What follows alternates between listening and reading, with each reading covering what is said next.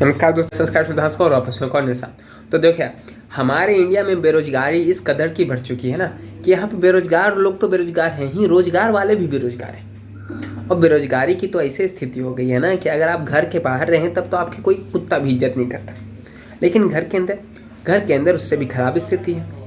अब जैसे हम भी बेरोजगार आदमी दोपहर में बैठ के दाल चावल खा रहे होते हैं ना, तो कभी अगर गलती से एक बार मम्मी से थोड़ी सी और चावल मांग ले तो भात से गर्म तो हमारा बाप हो जाता है यार। कहते नहीं, खाओ खाओ खाओ, बाप के होटल में खा रहे हो, अभी तुमको क्या ही बुझा रहा है, दम भर खाओ दम भर खाओ। हम तो सुने थे कि टेंशन की वजह से लोग आदमी सूख जाते हैं, तुम तो खा खा के और मोटाए जा रहे हो। नहीं तो पिताजी हम क्या करें? नहीं, आप ही बताइए हम क्या करें? हम सूख जाएं, फिर आप ही सोचेंगे कि हम साला गलत सलत काम कर रहे हैं। यहाँ पे हमारे पिताजी हमें इतना ताना मार देते हैं ना कि दाल चावल की तो हमें ज़रूरत ही नहीं है, उनके तानों से ही हमारे पेट भर जाते हैं। अब खैर, ज़िंदगी झंडे फ्री गंडे, और तो हम करें तो करें क्या। और एक तो इंडिया की स्थिति ऐसी हो गई है ना कि इलेक्शन के टाइम ये सरकार इतनी ज़्यादा फॉर्म निकाल देती है कि समझ में नहीं आता कि भरे तो भरे क्या।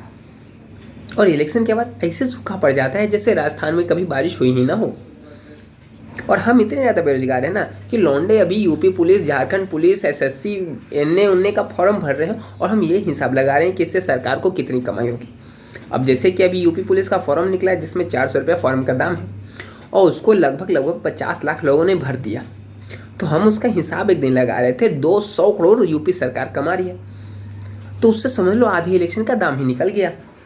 और झारखंड सरकार, उन्होंने झारखंड पुलिस की जो फॉर्म निकाली है उसमें लगभग 100 रुपये उसकी दाम है और उसको 20 लाख लोग भर रहे हैं, मतलब आराम से 20 से 30 करोड़ रुपया आ गया। तो इससे 5-6 विधायक तो ऐसे ही मिल गए आपको।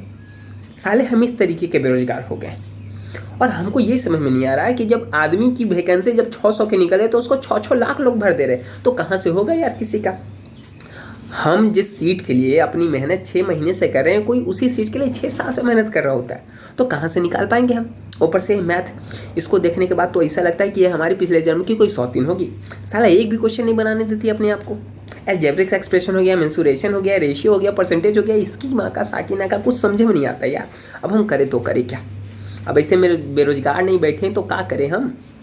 अब खैर, ज़िंदगी जैंट पे रिकॉर्ड है। आप बताइए कि आप क्या करें अपनी ज़िंदगी में। चलो लाइक करो, सब्सक्राइब कीजिए ना।